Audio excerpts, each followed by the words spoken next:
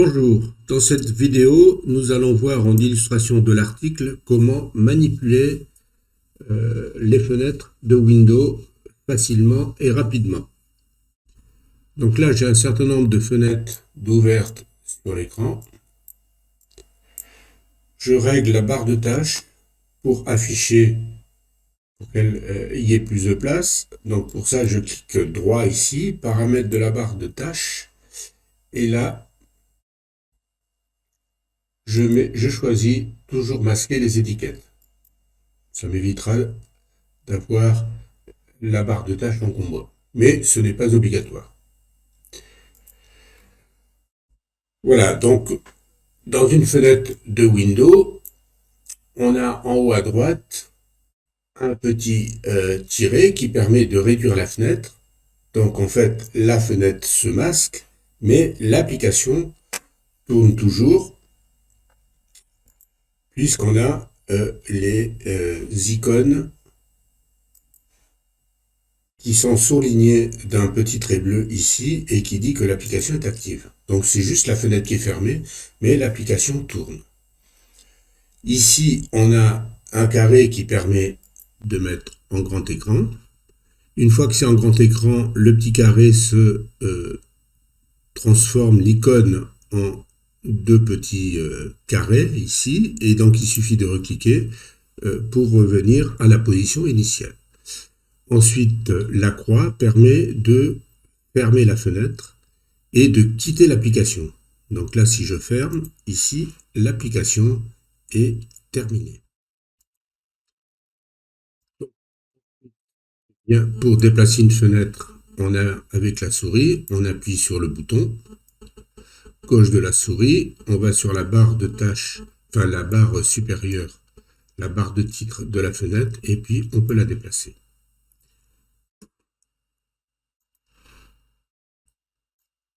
Alors, on peut également agrandir une fenêtre, et donc manuellement, en allant sur un des bords, en maintenant le bouton gauche de la souris appuyé, et puis on déplace la fenêtre comme ça, et on la range à sa guise. Si on veut réorganiser évidemment plusieurs fenêtres, il faut le faire à la main, et c'est un peu compliqué. Et un peu long quand on veut réorganiser son bureau pour pouvoir travailler sur plusieurs applications en même temps. Donc pour ça, il existe un certain nombre de méthodes et de raccourcis que l'on va voir rapidement. Pour agrandir par exemple une fenêtre, eh bien, si je la prends ici et que je la monte en haut et que je lâche, la fenêtre occupe le grand écran. En plein écran, et donc là, il suffit que je clique sur le petit bouton, le petit carré, pour qu'elle revienne à sa position initiale. Normalement, également, quand on place les souris sur les coins, normalement, la fenêtre devrait occuper le premier quart gauche supérieur, et ça ne marche pas toujours sur toutes les machines. Là, ça ne marche pas sur une machine. Alors, je ne sais pas trop pourquoi. Parce que j'ai peut-être plusieurs écrans, c'est peut-être pour ça que je n'ai pas trop creusé. Pour manipuler ces fenêtres, on a un menu. Donc là, j'ai quelques fenêtres d'ouvertes. Voilà. Opéra. Celui-là. Et puis le PowerShell. Donc si je vais dans la barre de tâches ici, et que je clique droit, j'ai un petit menu qui apparaît ici et qui permet de ranger également les fenêtres. Je peux les mettre en cascade. Donc en cascade, vous voyez, toutes les fenêtres ouvertes se mettent en cascade à la suite les unes des autres. Je peux également afficher toutes les fenêtres côte à côte. À ce moment-là, toutes les fenêtres ouvertes se mettent côte à côte.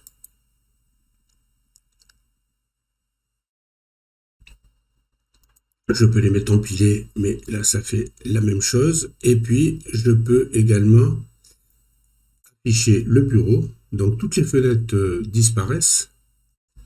En fait, elles sont juste cachées et je peux voir le bureau pour lancer une application, par exemple, ou faire une action que je ne peux pas faire parce que les fenêtres les cachent. Et là, si je clique là, afficher les fenêtres ouvertes, tout revient comme c'était avant. Donc là, je peux encore... Donc ça, c'était en utilisant le menu. Maintenant, on peut répartir plusieurs fenêtres. Je vais remettre tout en cascade.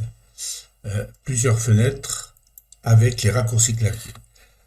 Donc pour cela, il faut appuyer sur la touche Windows du clavier. C'est une touche qui est généralement située en bas à gauche du clavier et qui a le logo Windows. On appuie sur cette touche et sur les flèches. Je sélectionne une fenêtre, j'appuie sur la touche Windows et sur la flèche en haut. Et hop, la fenêtre occupe toute, s'est mis en plein écran.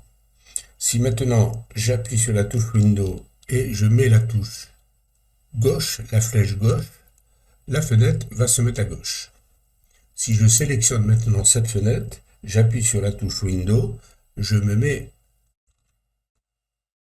avec la flèche droite, eh bien, vous voyez que là, j'ai les fenêtres qui se sont mises côte à côte. Et toutes les fenêtres qui sont ouvertes apparaissent ici en miniature pour me faire choisir la fenêtre que je vais afficher à gauche. Si je prends celle-là, par exemple, hop, j'ai les deux fenêtres qui sont côte à côte. Et si maintenant je sélectionne la fenêtre de gauche, par exemple, je fais la touche Windows que j'appuie, que je maintiens appuyée, je fais la flèche haut, et vous voyez que là, ça m'occupe le coin supérieur gauche. Et là, j'ai le choix pour afficher les fenêtres. Et donc, je vais mettre celle-là, par exemple. Si je clique celle-là, voilà. Sur celle-là, vous voyez que j'ai les fenêtres qui occupent la partie gauche de l'écran. Et donc, je peux également, si je sélectionne cette fenêtre, que maintenant j'appuie sur la touche Windows et la flèche haut, cette fenêtre revient en plein écran. Et si je clique sur le petit bouton ici, voilà, elle revient à sa position initiale. Voilà, toutes ces manipulations sont rapides et permettent donc rapidement d'arranger les fenêtres quand on veut travailler sur plusieurs fichiers. Alors évidemment, plus votre écran est petit, plus les fenêtres seront petites.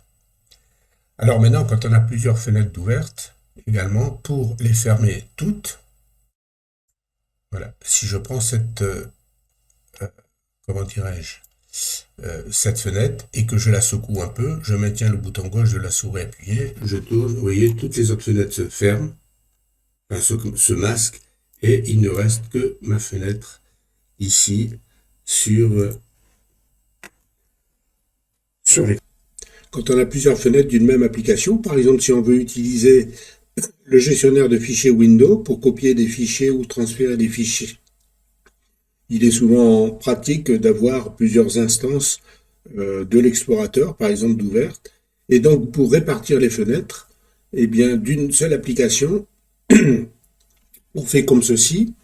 Donc là j'ai 3 fenêtres dans le gestionnaire de fichiers